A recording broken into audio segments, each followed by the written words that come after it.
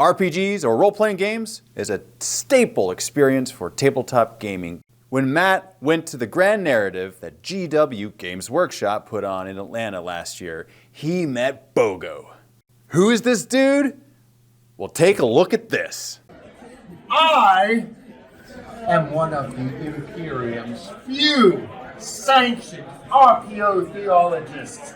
I am authorized to study ancient religions, which ordinarily is an invitation to spiritual corruption unless you have unshakable faith and truly iron will. This guy lives and breathes role-playing. The theatrics, the acting, the in-character. I had the privilege and honor of meeting him as well in person when I visited the UK when he was there hosting the Kill Team Live event. And he was right in his element. Now, he's visiting us here at the MiniWarGaming bunker, and we're gonna dive into a role-playing game that he made. He's been working on this for more than 40 years. That just blows my mind. That's insane. MiniWarGamer Dave here from MiniWarGaming.com, and without further ado, let's dive in to the Savage Soul. We play and call it work. The world didn't die quickly. Its death was slow and painful, and the killer's name was Yellow Mike. It wasn't until the madness reached its peak that the birds finally flew. And on that single day, the Great Destruction wiped away almost everything that was left of humanity. Almost everything. Over the following decades, a few hardy survivors built the world into something new. The cursed children of Yellow Mike inherited a world of madness, mutations, monsters, and magic. And what remained of humanity's technology was both a blessing and a curse. It is a world of endless horror and infinite adventure. Can you survive the world of the Savage Soul?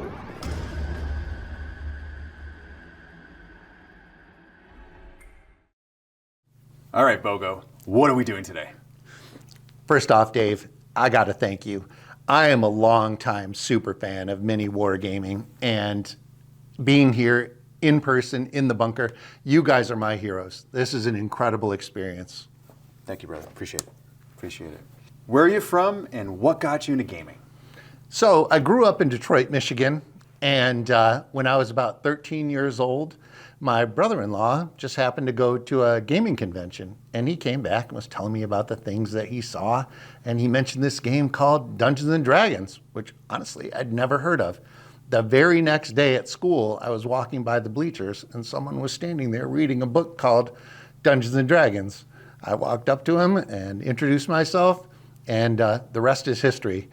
I played Dungeons and Dragons for a few years, and then my friends and I branched into various other role-playing games, and it's been a lifetime endeavor, a lifetime passion. The Savage Soul. The Savage Soul. I gotta say, over 40 years making this? Dude, it's incredible. Absolutely. When I say that role-playing has been a passion of mine, for 40 years I've been perfecting this role-playing system and the setting in which it occurs. My goal with the Savage Soul was to destroy the paradigms that have really haunted role-playing since its inception. This game, I think you will find, is truly unique. A truly unique character creation system, a truly unique combat system, magic system, and a world in which any storyline is possible. The only limits are the imagination. Fantastic. Are we going to play today? Absolutely we are. So I'm hoping you're going to love the game. I'm excited to do the demonstration for you. What we're going to focus on today is really a combat scenario. Of course, the Savage Soul is a role-playing game. It deals with a lot of the sorts of things that a player character might do out of combat. But today, you're going to face a gauntlet, and it's going to allow us to explore the various combat options and the unique tactical choices that really make the Savage Soul combat system unique. I think you're going to love it.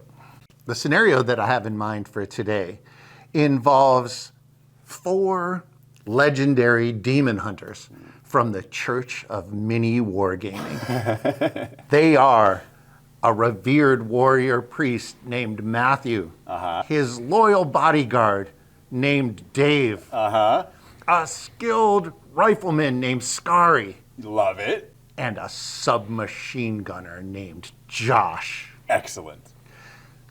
The 4 of you have been hired because the human settlement of Kigo Harbor, despite its walls and despite its rifles, has been repeatedly attacked by some sort of flying demon. And the reports from the town are that as many times as they've shot this demon, they've been unable to affect it at all. Their only hope is that the demon hunters of MiniWarGaming can track it down to its home in the zombie-infested ruins and bring its days of terror to an end.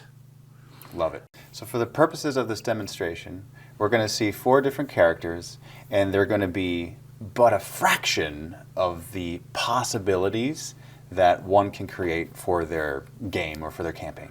A tiny fraction. Yeah. And in fact, that's consistent with the story setting. Because while a lot of games offer great settings, the stories that a GM can tell within those settings are often limited. In a typical post-apocalyptic setting, you can tell some great stories. But, for example, you couldn't tell a story of a wizard threatening a tiny kingdom. To the same extent, in a typical fantasy setting, you wouldn't be able to tell a story of renegade robots inside an engineering facility. All of those things are possible in the Savage Soul. You can do high fantasy, science fiction, cloak and dagger spy stories, survival horror. The sky is the limit. And an imaginative GM is never going to run out of ideas. Let's jump right in. Cool. So as the demon hunters of MiniWarGaming approach what they know is going to be deadly, zombie-infested ruins, they come to the edge of the town that was once Pontiac, Michigan. So you can deploy your forces anywhere within 6 inches of the board edge, and that's where we'll begin. I'm going to go right up to the 6-inch mark because, that's what I want to do. That's just what I'm going to do. And you know what? Let's go closer together because there's a bridge here, and that's it. That's my deployment. Much as you skilled demon hunters expected, no sooner do the zombies within the ruins catch your scent. Out of each of the closest ruins come 3 hideous zombies that have no doubt been shambling around this devastated city for more than 150 years. Because of your knowledge of beast lore, you know that zombies, even though they're slow and clumsy, are very dangerous because even a single bite can result in a lethal infection that's almost impossible to cure.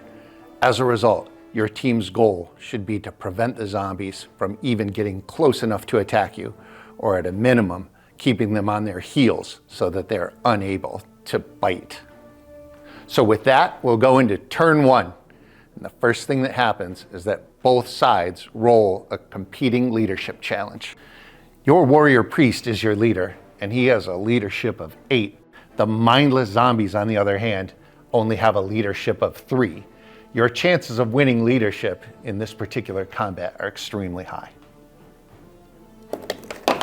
8. And a 2. 2 plus 3 is 5, 8 plus 8 is 16. Because you won by more than 4, every single member of your team gains a motivation token. The zombies, on the other hand, only gain ready tokens. This puts your team at a significant advantage. Could you explain the leadership mechanic in the game? Absolutely. One of the things that makes the Savage Soul so unique is that I've gotten away from the notion of character-specific initiative. Instead, the Savage Soul combat system recognizes the importance of leadership.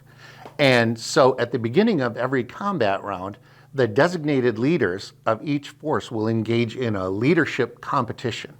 Whichever leader wins will be considered the dominant leader for that particular combat round and will be able to dictate which team goes first and also to decide which members of his own force are going to activate in which order.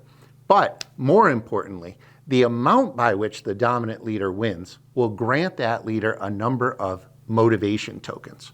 So while the activations in the Savage Soul are essentially alternating, one force activates and then the other force activates, and we keep going until all the tokens have been expended.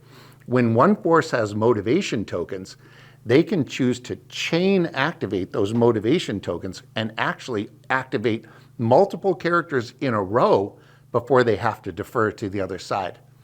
Given that there's also a mechanic that allows you to essentially pin down an opponent with your shots or put an opponent back on his heels, prevent him from striking back when he's in the process of defending himself, the ability to go first and to force your opponent to take a defensive action can be absolutely critical. And it's one of the biggest parts of the tactics of combat in the Savage Soul.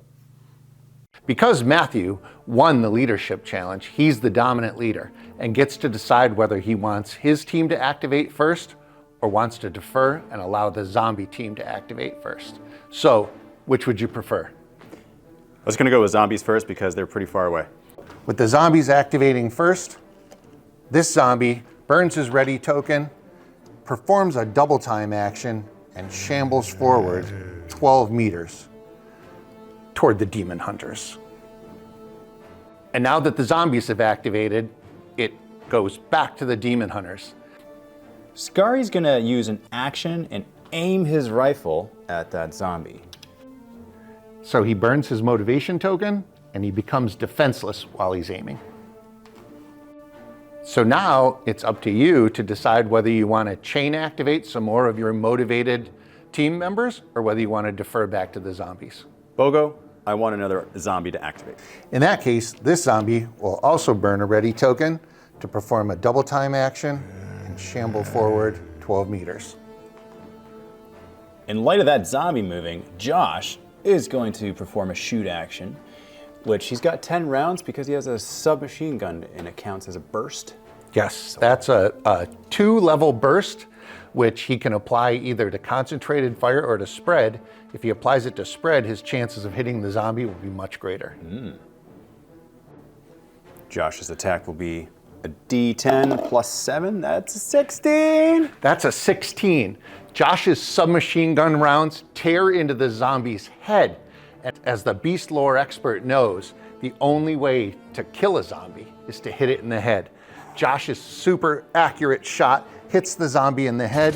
It crumples to the ground, still biting at the air, but completely immobilized. Hey, pump the brakes there, you hoser, eh? Because you still have motivation tokens, it is again up to the demon hunters to decide whether they would like to activate or defer to the zombies. Zombies. Okay, so another zombie will burn his ready token, perform a double time action, and move forward 12 meters. In light of the movement of the zombies, Bogo, I'm going to actually just pass the turns here because they're not going to come within melee range. Okay, so which one of the two would you like to activate? Let's activate Matt. Okay, Matt is going to then discard his motivation token and simply forfeit his action. This zombie will discard his ready token, also perform a double time, and move forward 12 meters. Back to the demon hunters. You know what? I'm feeling I got to move forward, man. I'm just going to move. Outstanding. Yeah, I'm going to move up. So you could either double time 10 inches or sprint 15 inches. But if you sprint, there's a chance you'll become winded. Let's not get winded. Let's just go forward normally. Okay, you can move up to 10 inches. Where would you like to move? Let's go right there. All right. So the fearless bodyguard, Dave, double times across the bridge and takes position on the other side. And now that the demon hunters have used all of their actions, it falls upon the zombies to use their remaining ready tokens. And that is the end of combat round 1. So at the beginning of the second combat round, the leaders once again make a leadership competition to see who is going to have dominance. So I'll be +8, you're +3. Okay, the demon hunters get a total of 12. The zombies get a total of 8, which means once again, you win by 4, and all of your demon hunters have motivation tokens. Now what about this token? Does it go away from... Nope, he's still defenseless until he decides to drop that, but when he does drop it, he'll also lose his aim. Gotcha. So he's aiming on that one specific zombie there. Correct. Ooh. They kind of look like, whatchamacallit, Mentos. The ready tokens do look like Mentos. They look delicious. So because, once again, Matt is the dominant leader, the demon hunters get to decide whether they would like to activate first or defer to the zombies. In this case, because Skari is aiming at one of the zombies, might make sense for the demon hunters to activate first so he can squeeze off a shot before he has to drop his aim. I'm gonna utilize that and shoot at the zombie that Skari's aiming at. Outstanding. So Skari discards his motivation token, and then because he's aiming, the range of his rifle is increased, and he also gets a +2 to hit. So his total attack bonus is 10. Skari spends 1 round from his 6-round magazine. So it's 10 plus the die result, which is a 4. 14. So, as you know, in order to kill a zombie, you have to hit it in the head. In order to hit it in the head, Skari would have needed to roll a total of 15. He got a 14 and just barely missed the zombie's head.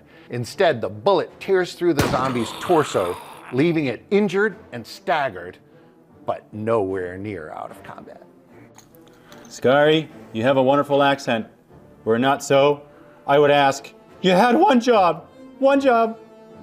When a character suffers damage, as this zombie just has, he needs to make a willpower attempt to resist becoming stunned. If he does become stunned, not only will he lose his current ready token, but on his next activation, the only thing he'll be able to do is recover from stun.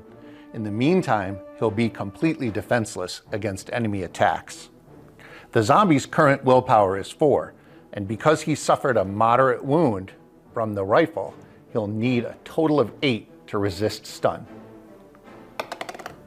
3 plus 4 is only 7. He did not resist stun. The zombie gains a stun token and loses his ready token. Nice. Skari, what I said before about doing one job, you did an excellent job. Ignore what I said. Stunned. All right, man, what happens when something's stunned? One thing about the Savage Soul is that it is meant to reflect the type of action you would see in an action movie, where getting slashed with a knife or getting shot with a bullet is going to have very adverse effects. And also, it's reflected in the way that normal human beings think about injury, which is to say, nobody ever rushes into the emergency room and says, I'm down to 2 of my 36 hit points, right? Somebody in real life is either barely injured, seriously injured, critically injured, and Savage Soul recognizes that distinction. Injuries are reflected in terms of levels of injury as opposed to some sort of health bar or hit point count.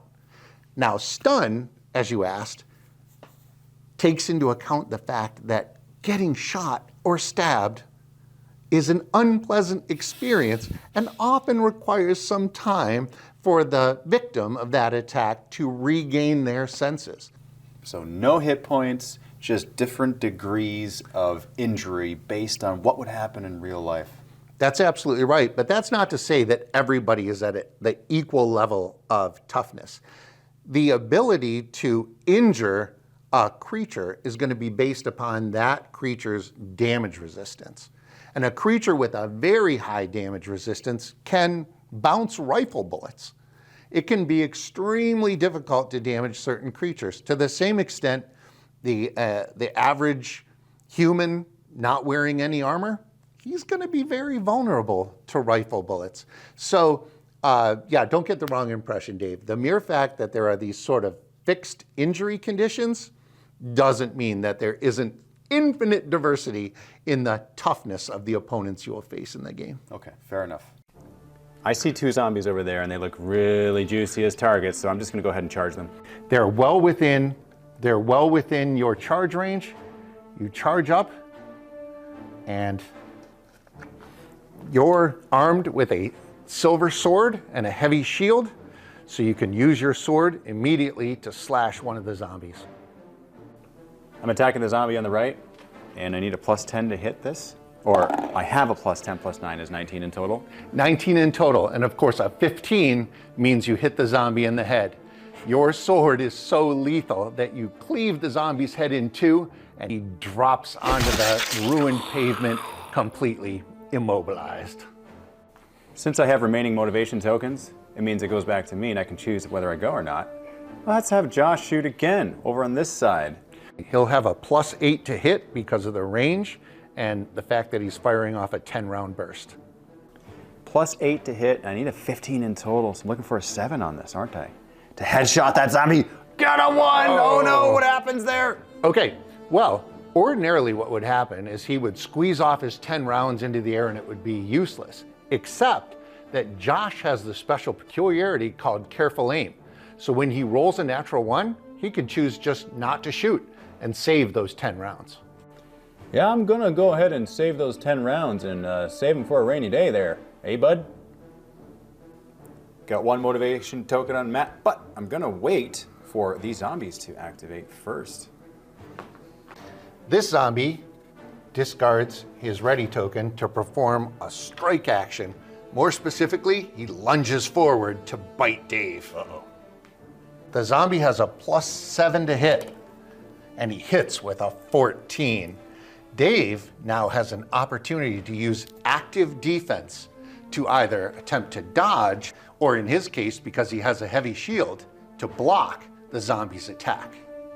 Equipped with my shield, I got a +10 to my roll, and I need a 14 to be successful. So I'm looking for a 4. I got a 9. That is an easy block. Since it's alternating activations, I must activate Matt. Therefore, he'll move up, not his full 8, because we won't want to unnecessarily put him in charging range of these zombies. So he'll go up maybe a good 4 or 5 inches. To here? Yeah. Outstanding. Now, as before, since only the zombies have remaining ready tokens, the zombies will activate until both of their ready tokens have been discarded. This zombie discards his ready token and double times 12 meters toward bodyguard Dave. And then this zombie discards his ready token and also moves 12 meters toward Dave.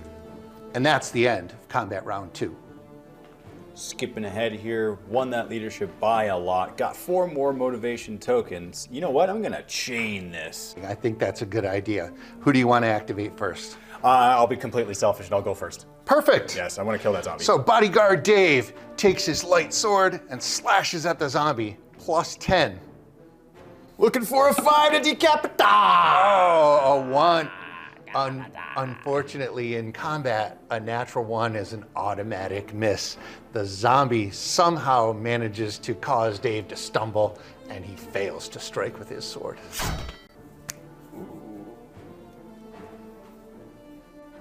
Next up, we got Scary shooting at this stunned zombie. Let's take him out once and for all. +10 to the roll, getting a 17 in total. Scary's rifle bullet tears right through the stunned zombie's head and drops to the pavement. Dead zombie. And because Scary's target is no longer active, he can drop his aim and he's no longer defenseless.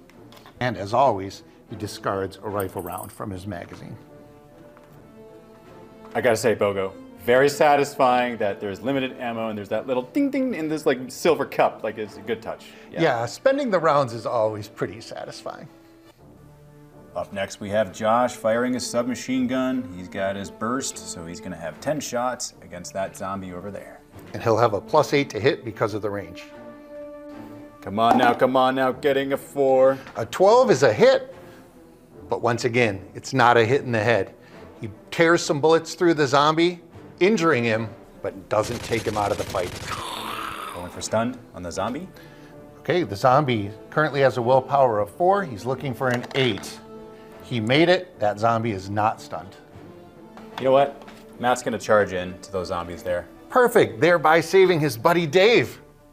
Save me, Matt! Save me! And because he's performing a charge and strike action, he can immediately strike one of the zombies. Dave, according to my calculations, there is a 66.88% chance that I'm gonna hit both of these zombies and they'll be dead. And in fact, because Matt has a heavy sword and no shield, he can attempt to hit both zombies with a single strike. Rolling for the first zombie, +8 to the dice. Right. Getting a 3, that's an 11. At the start of his sweeping blow, Matt slashes his heavy sword across the torso of the first zombie. But again, because he didn't hit him in the head, he can't increase the zombie's injury condition above injured. This zombie is already injured, and therefore Matt's attack has almost no effect, although it could still stun the zombie. Matt's sword then moves on to the second zombie. That was not statistically probable. Now for the next hit. Another 3, another 11. Well, because this zombie was not yet hit, at least Matt's slash increases his injury condition to injured. Stun. And now both zombies have to attempt to resist stun. All right, with a +4, the first zombie needs an 8 total and gets it with a 10. Therefore not stunned. The second zombie also needs an 8 total and gets it. Neither zombie was stunned by Matt's sweeping blow. Now I can safely say, Matt, you had 2 jobs. That's all you needed to do. Just the 2 jobs. And now that all the zombie hunters have used their motivation tokens, the only thing left is for the zombies to attack. This injured zombie discards his ready token to thrust forward and bite at Matt. Because the zombie is injured, his attack is only +6. He rolls a 2. He needed a total of 9 to hit Matt, and therefore this attack is a miss. The second injured zombie then discards his token and also attempts to bite Matt. This zombie, on the other hand, scores a total of 15. Matt now has an opportunity to use active defense and attempt to parry the zombie's bite with his heavy sword. Okay, melee block of 8. I'm looking for a 15 in total, which means I don't get it because I only got 12. Right. That means that the zombie has actually successfully bitten into Matt. Oh no. But Matt is wearing medium armor. The damage class of the zombie's bite is +5. And because the zombie hit Matt for a success margin of 3, the total damage is 8. Matt's armor is sufficient to protect him from that level of damage, and the zombie simply bites into Matt's armor. The final zombie then bites at bodyguard Dave. Uh-oh. And because this zombie is not injured, his attack bonus is +7. The zombie rolls a 4 for an 11 total and barely hits Dave. Dave now has an opportunity to use active defense to block the attack with his heavy shield. Here's the defense. Getting a 3. Dave successfully blocks the zombie's attack. The zombie simply bites into the steel of Dave's shield. Have shield for lunch. And that's the end of combat round 3. We go to combat round 4. Beginning of the 4th round, 4 motivation tokens again because the leadership won by a slight landslide. So let's go ahead and do Matt first this time. And you know what? He's gonna single swing.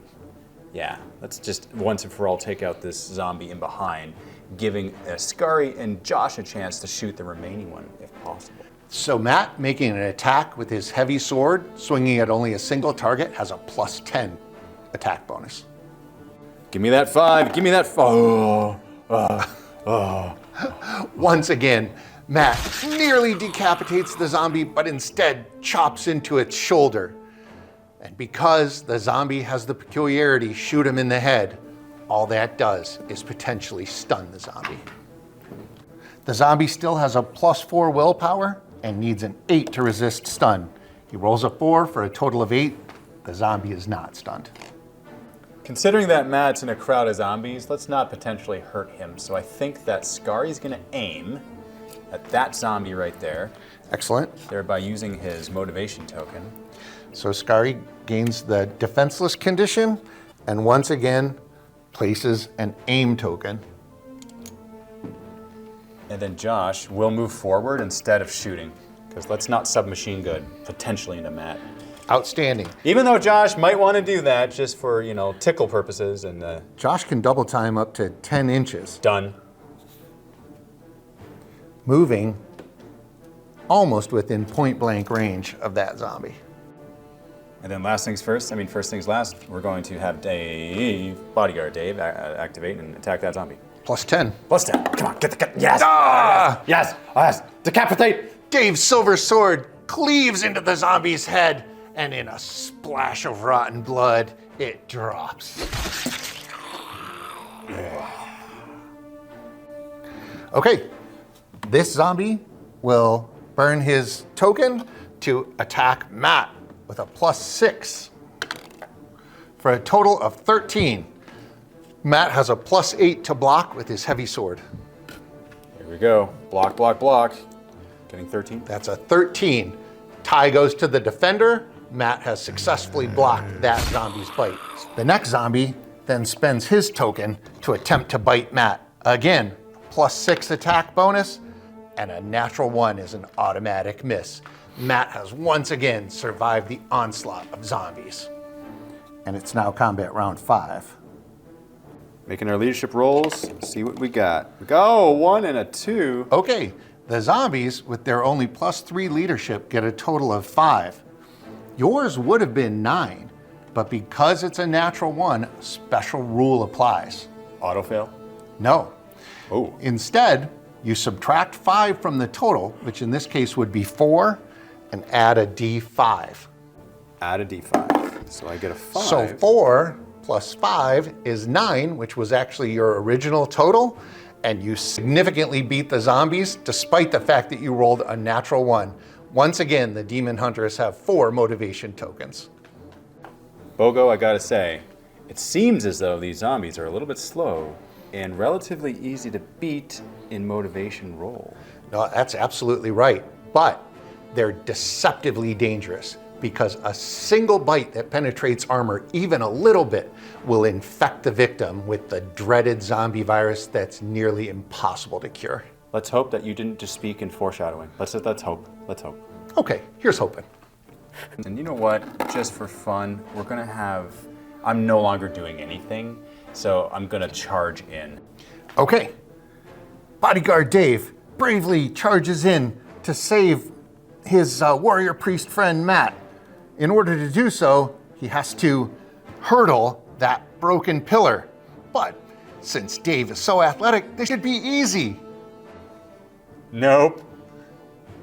Instead, Dave trips on the pillar and his movement stops. Ah, stupid pillar. Let's have Matt attack the one that's not aimed at. Nice. +10 to hit, gets a 2 for a 12 in total. Once again, a possibility that the zombie is stunned by the attack. The zombie is not stunned. That's a tough zombie, man. It is. All right, Let's have Scary go. He's aiming at this one zombie. He's gonna shoot. +10. +10! 13 in total. 13 is good enough. Even though this zombie has some cover from Josh, Scari's attack was good enough to overcome the zombie's passive defense. Unfortunately, it wasn't good enough to hit him in the head. And once again, a bullet tears through the zombie and it attempts to resist stun. But this time, it does not. Scari's bullet stuns the zombie, which staggers back. Josh is gonna activate next since he is motivated as well. He'll do a 3-round burst instead at point blank. There's a chance I can hit Matt if I roll a 1 on this D10, but you know what? It's worth the shot. +11 to hit. 6, 17. Once again, Josh's submachine gun burst, tears into a zombie's head, and the zombie falls motionless to the ground. goes One down. zombie left. And that zombie attacks Matt. +6 to hit. Automatic miss. The fight is definitely going in favor of the demon hunters. Turn 6. Leadership, getting a 4 and a 4. 7 against 12. Once again, the demon hunters score 4 motivation tokens and have dominance. All right, what do you think? Should I take the glory here? Should I just go in and sweep attack this unkillable zombie?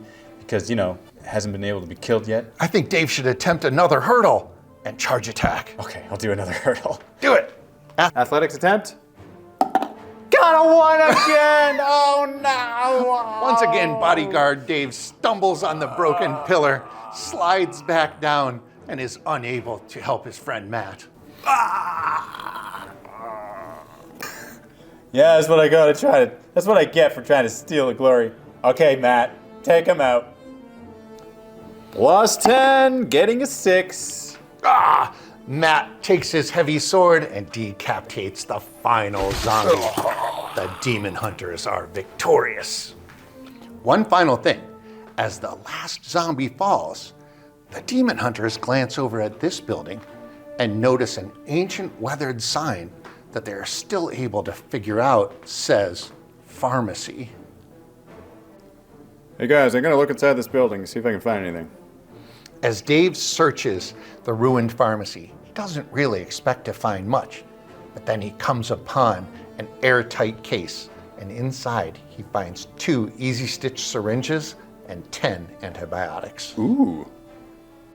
Easy stitch syringes are incredibly valuable. They can be used in combat by performing an instant action and will automatically reduce the user's injury condition by 1 level. As we move further into the ruins, we put Josh on point, looking for more enemies. As the demon hunters continue on through the deadly ruins, Josh uses his patrol leader peculiarity along with his perception to look out for hidden foes. Make a patrol leader attempt.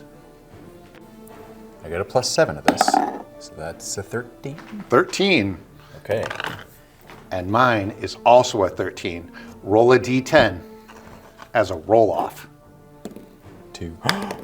1! Josh wins patrol leader and has the advantage in this meeting encounter.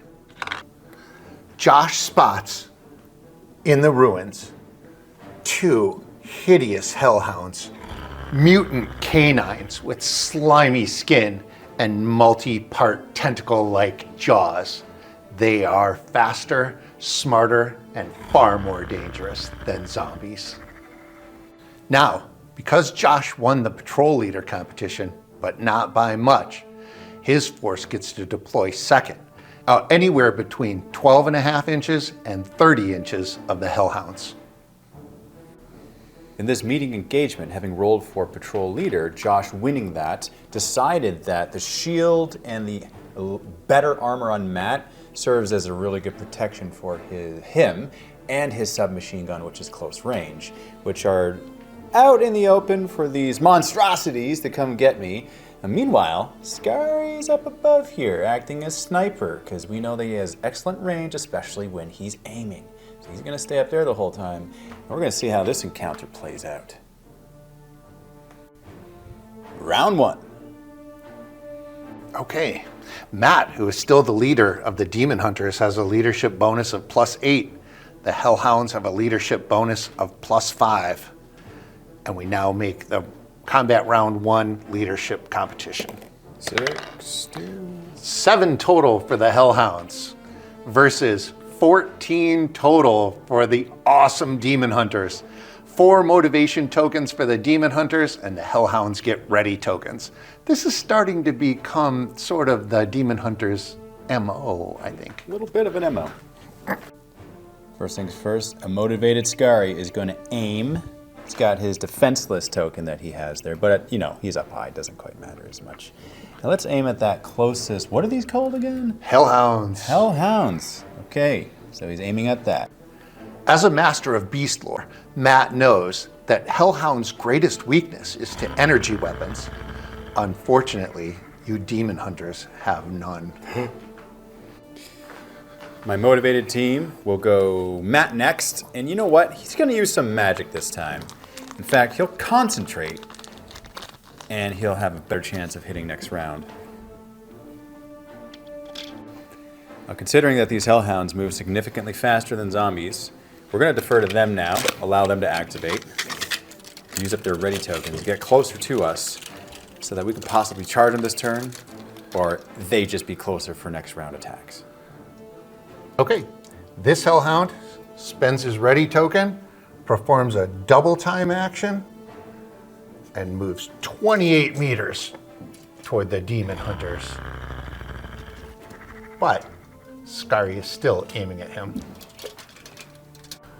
And Josh, having switched to a fresh magazine, spends 10 rounds,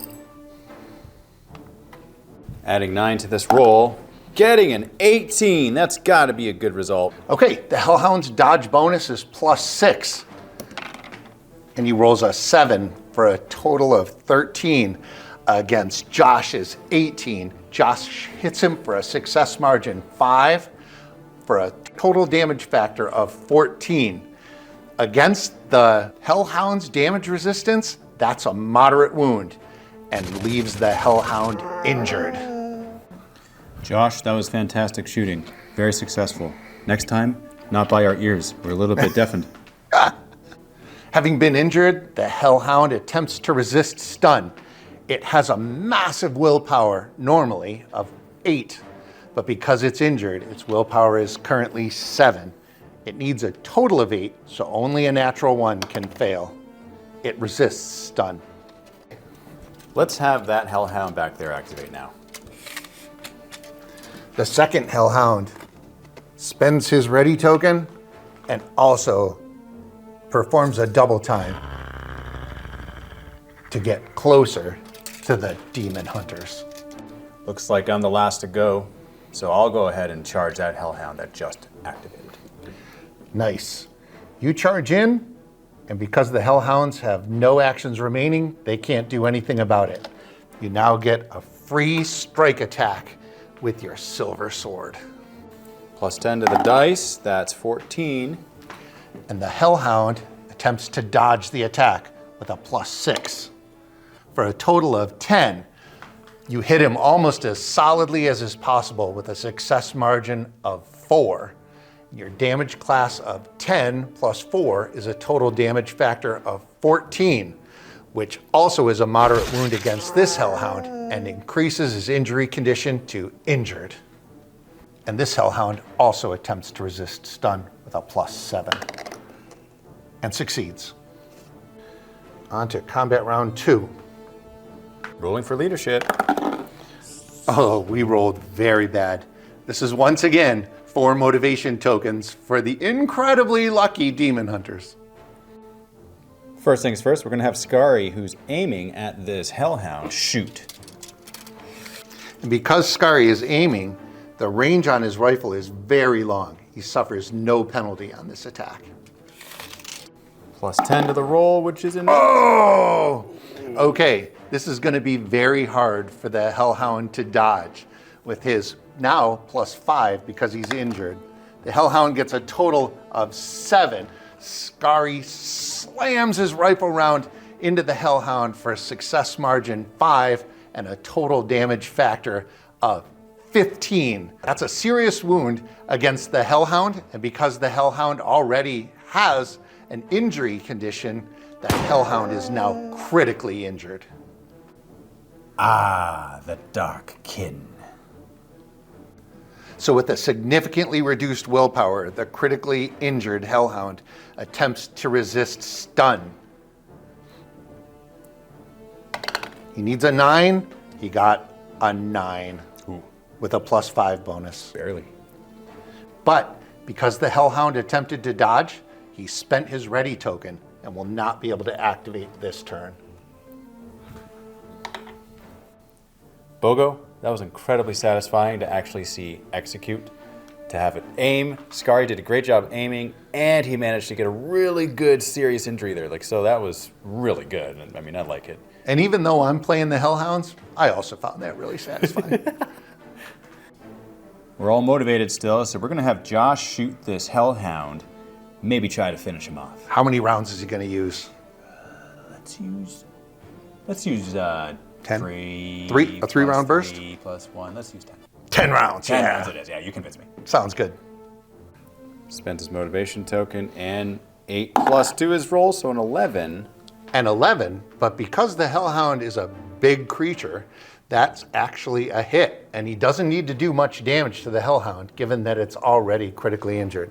The hellhound attempts to dodge. Its dodge bonus, because it's critically injured, is only +3 for a total of 8. Josh's submachine gun rounds tear into the slimy flesh of the hellhound, and it drops dead. Hey, take that, you hoser. Matt, who's motivated, will activate next and cast Harm at power level 2 against this hellhound right there in front of me. Okay, so in order to perform that spell, Matt first has to put 2 of his mana at risk for the power level 2 spell. He now has a +10 bonus and needs to get a total of 12 or better to successfully perform the spell. And he rolls, gets a 4. 14! The hellhound's willpower is normally 8, but because he's injured, it's down to 7. He needs a 14 or better to resist the harm spell. And he gets a natural 1. Matt's spell is expertly cast, and the hellhound's injury condition increases to seriously injured. Bogo, I see this as a very good thing. He's not gonna hit me back. In fact, you're keeping these hellhounds so on their heels, they may not pose any threat at all. It's possible. The hellhound now attempts to resist stun with a willpower of only 6, but because he only suffered a moderate wound this time, his chance to resist is significantly better, and he does. Now it's time to swing and attack now.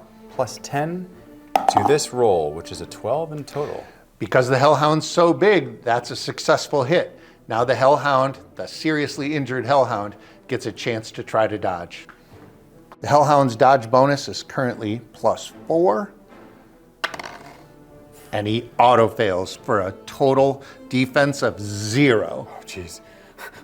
You struck him for a total of success margin 4 against his passive defense, +10 is damage factor 14. Dang.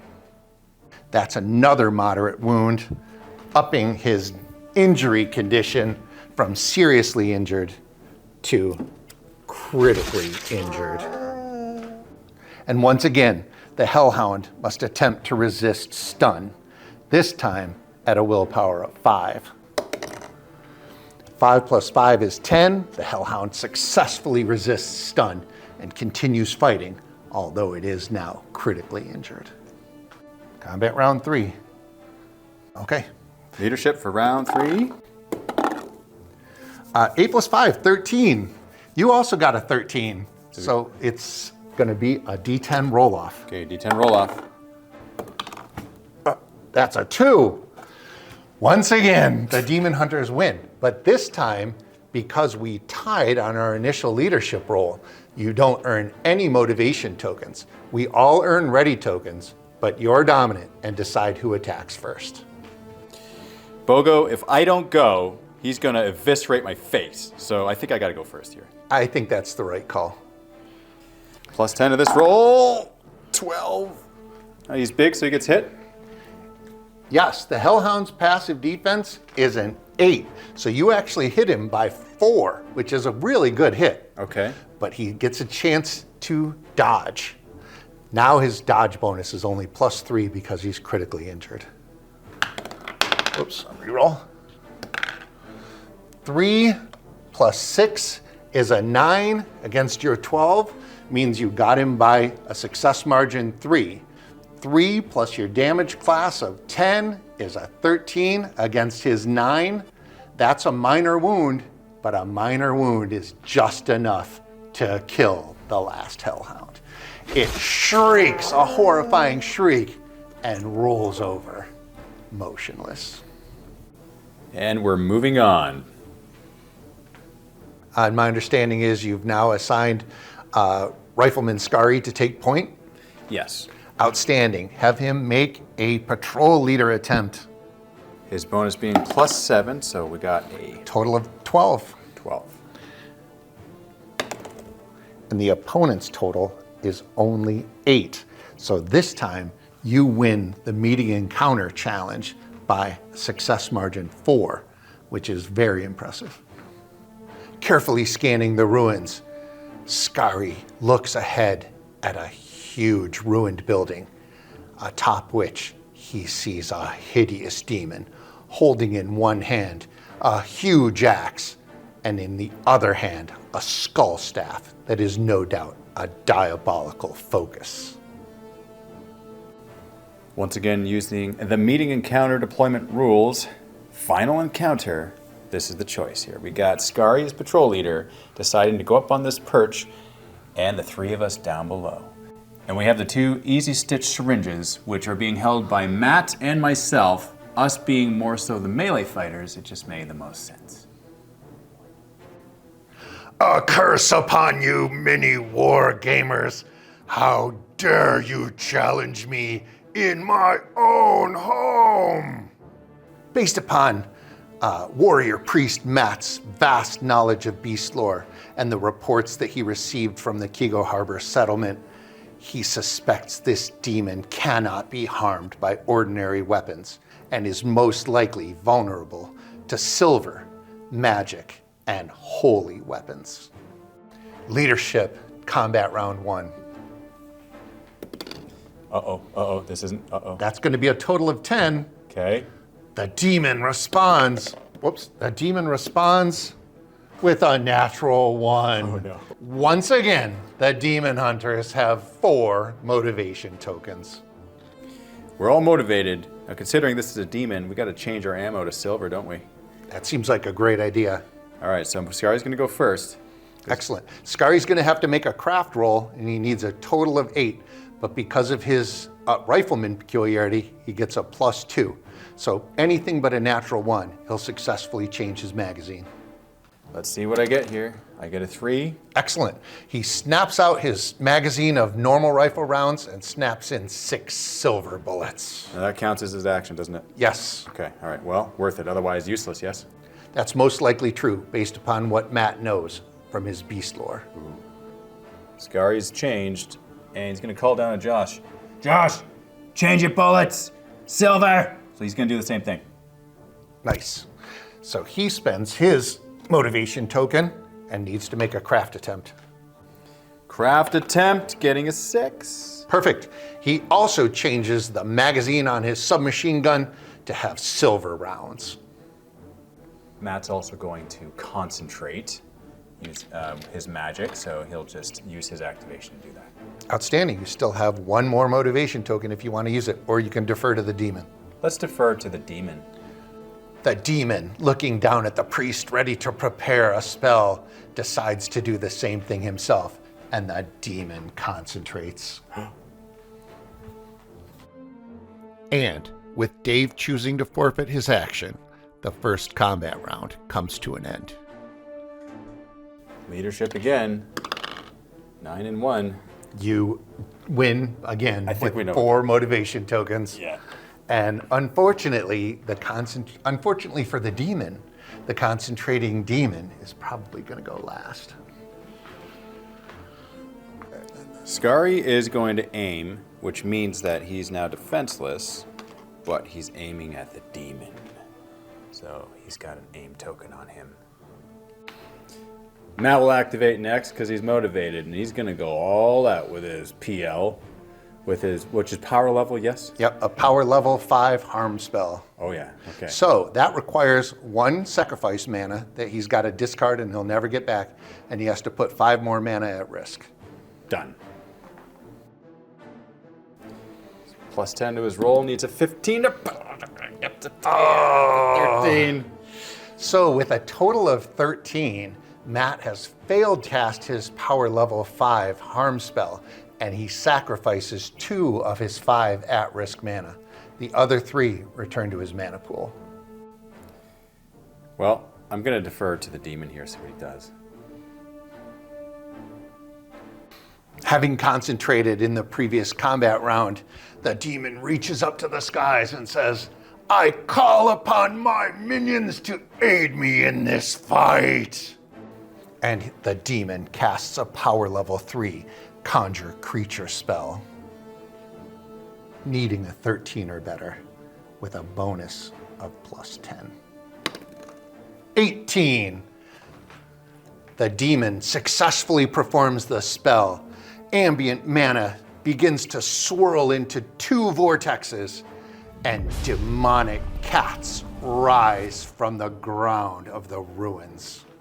Now the demon hunters have some opponents to face.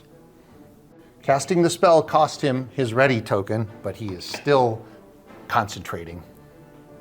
And because the conjured cats are newly arrived into the battle, they do not receive ready tokens until the next combat round. Bogo, I'm just going to charge forward with combat bodyguard Dave and destroy some cats. You are such a hero, Dave. Bodyguard Dave draws his silver sword and charges the nearest demonic cat, and then performs a strike attack. +10, man. Getting a 3, 13. 13. Okay.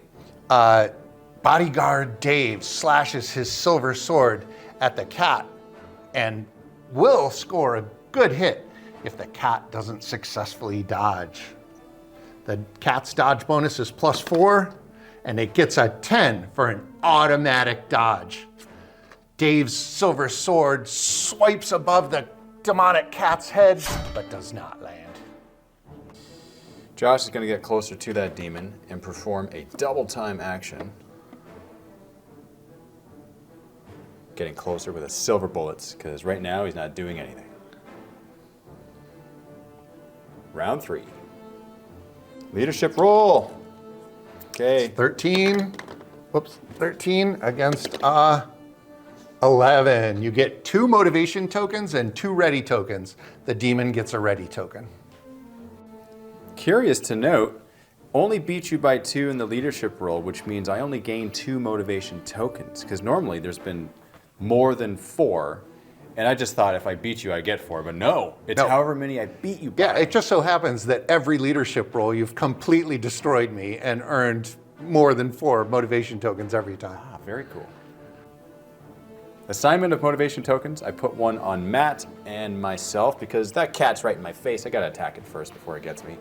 And Matt, he's concentrating, so I think it makes the most sense for him to maybe get a spell off, and then we'll see where it goes from there. So let's go ahead and start with me. +10 to the attack here, getting a 4, 14 in total. 14, and because the cat is a 200-pound monstrous beast, that could be a perfect hit if the cat doesn't dodge. +4 dodge bonus. The cat got a 13, meaning you only just barely hit it. You have a damage class 10 on your silver sword. You hit it for a success margin 1, so the total damage factor is 11. That beats the cat's damage resistance by 4, which is a minor wound, making the cat only barely injured. But because the cat attempted to dodge, he burned his ready token for this combat round. Nice. Matt will do a power level 3 harm spell, not sacrificing anything, and see if he actually gets that demon. Right, and because the demon is 40 meters away, the spell will be cast at a -2, meaning Matt has a +8 total to perform this spell. Getting 14. 6 + 8 is 14. You only needed a 13. The demon will now attempt to resist. He attempts to resist using his intellect of +9 and gets a total of 15, easily throwing off Matt's harm spell. But because the spell was successfully cast, all of the at-risk mana returns to Matt's mana pool. All right, seizing his opportunity to act, the demon fires a deadly glare at Skari and attempts a power level 3 harm spell. The demon, having a +8 or a +10 bonus, -2 for the range penalty, has a total casting bonus of +8 and needs a 13. He gets a 9 for a total of 17 that Skari must now attempt to resist using either his body score, his intellect score, or his willpower score. So he's going to use his body to try to resist that. So I add 6 to my roll. Correct. And I get a 3 for a total of 9. Right. A 9 against a 17 means the spell was completely effective, but because it was only a power level 3 harm spell, all it does is inflict a moderate wound and leaves Skari injured.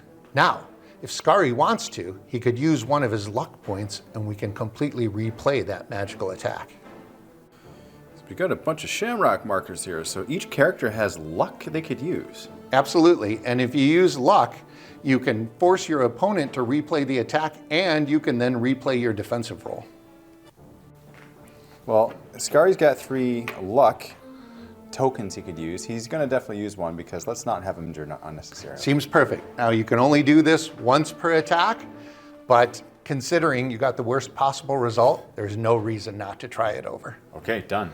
Okay, now the demon, even though he's re-rolling his attack, he cannot fail the spell because he actually succeeded on it the first time. But he might get a lower attempt total, which will be easier for you to resist. I see. This time, he gets a 1 for a total of 9. The spell is ineffective and Skari is not injured. Excellent use of luck. That's very lucky of him. Yeah, I gotta say. Definitely. Skari is going to shoot his rifle at the demon. Now he's going to think to himself, okay, there was an attempt there. The attempt didn't do anything, got lucky. Therefore, we're going to retaliate. See what happens. As Skari announces his attack, the demon realizes that he's defenseless while concentrating and drops his concentration so that he'll be able to defend against Skari's shot. Plus 10, getting a 19. Oh! Whoa! Wow, okay, that is a nearly perfect shot against the demon, who is now going to attempt to dodge. Plus 6 dodge from the demon. The demon only gets a 3 plus 6 is 9, which means you would hit him by a total of 10.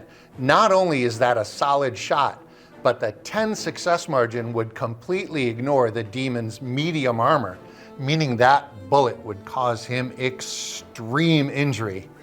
But because the demon has a peculiarity called larger than life NPC, it too has luck points that it can use, and it's gonna force Skari to replay his attack. Oh, awesome.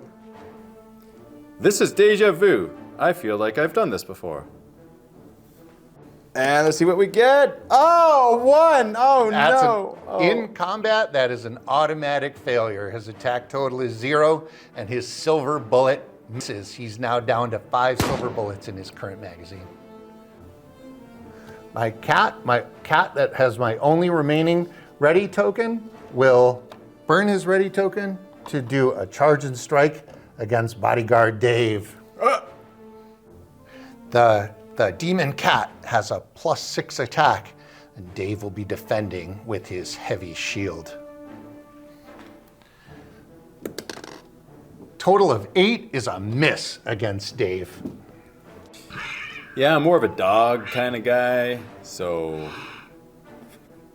now it's time for Josh to activate. He's gonna move his 10 inches up to here, getting a little bit closer to that demon. Combat round 4. Leadership. 2, 2. 7 versus 10, you get 3 motivation tokens. So I was able to assign 3 motivation tokens. They went on Matt, me, and Josh. And then Skari up top here has a ready token, and all of the demons and the demon cats, everyone's got a ready token. So I'm gonna go first with Dave once again, and he will attack the Barely injured. barely injured cat. Plus 10 to this roll, getting a 9, 19 in total. Oh, okay, the cat dodges with a +4, getting a total of 8 against your 19. You smack the cat as hard as you possibly can. A 15 against his 7 is a serious injury, leaving him seriously injured. The cat then makes a stun attempt to resist stun at +3 and fails. Oh. Not only did that attack stun the cat, well, it seriously injured the cat, it stunned the cat, but based upon its critical failure of the stun roll, the cat also suffers a knockdown. Ooh. And he loses his ready token because, again, he tried to dodge. Awesome. So Dave used his motivation token, and he effectively burned the cat's ready token. Sweet. Josh, down below here, who's motivated, is going to shoot up at the demon here. Because of the distance, he's -4. -4 for range, yes. But if he fires a burst of 10 rounds, he can increase his attack by +2 and have a total attack bonus of +7. Done. Do it. +7, that is a 13 in total. All right, a 13 against this big demon is a solid shot, and the demon burns his ready token to attempt active defense to dodge this group of bullets. +6 is a total of 10. That reduces Josh's success margin to 3. But despite the fact that Josh hit with silver rounds, the demon's medium armor is strong enough to deflect the bullets, and the demon suffers no damage. Well, considering that, Matt, who's concentrating his magic, is going to attack the demon again. He'll do power level 3 here, so he's at a +8. And he gets a critical roll. Okay, so when you roll a 10 on an attempt, you have the option of either keeping your result, which in this case would be an 18, or reducing the total by 5 and adding another D10. So he can either keep his 18 or go 13 plus another D10. I'm going to keep it. It seems like a really good call. Yeah. The demon is going to attempt to resist using his intellect, which is 9. And with a 5 for a total of 14, Matt's spell is completely effective, which means it would ordinarily inflict a moderate wound. But because this demon is especially vulnerable to magical attacks, it instead inflicts a serious wound. The demon howls in anger and agony. Excellent shot, Matt. Very good. That successful hit was statistically sound. Whoa, pump the brakes there, eh, bud? Demon attempts to resist stunned. At a reduced willpower of only 4. He needs a 9. He gets a 2 for a total of 6. The demon is stunned, and because he is stunned, he can no longer maintain his conjured creatures, which vanish into nothingness. Nice. So stunned equals they just go away. Well, when you cast a spell that requires constant maintenance mana, that maintenance mana will be lost if you're ever stunned or rendered unconscious or in any way incapacitated. That was fantastic, Matt. Gotta say, very, very happy and proud and all of the things. And he lost his, I think Skari can shoot now, right? Because he's the only one left with a ready token. Absolutely right. And he's still aiming. Done. So Skari is now +10 with no range penalty. And the demon is completely defenseless against this silver bullet attack. See what we get. 9! That's 19. 9 plus 10? Uh-huh. For a total of 19? Uh-huh. That is a super deadly shot. That would critically injure the demon, were it not for the fact that the demon has 1 remaining luck point, which he will use right now to force Skari to replay that attack. Okay, all right. And 9 again! Oh! Demon's injury condition goes up to critically injured. Excellent. Excellent. And if the demon fails this stun roll, he will have failed 2 stun rolls in a row and he will go unconscious. Ooh, okay, all right, here it is. And he needs an 8. The demon resists stun and does not go unconscious. Combat round 5. Leadership. Okay, 5. 6 plus 5 is 11. Okay, plus 8 is 13 there.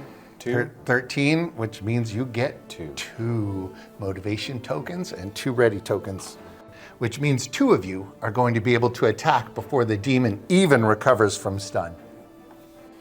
So Bogo, my choices are Scary and Matt for motivation tokens. Beautiful. I got myself and Josh on the ready tokens, and you also have a ready token, but we're going to start with Scary because, you know, Scary is leading this patrol right now, so let's see if Scary can finish off the demon. At critically injured, this demon is barely hanging on. He's rocking, demonic blood is gushing from his wounds, and it doesn't look like it'll take much more to kill him. But he is still clad in that medium armor. Plus 10 of this roll, we got a 17 in total. Oh, 17 against the defenseless demon.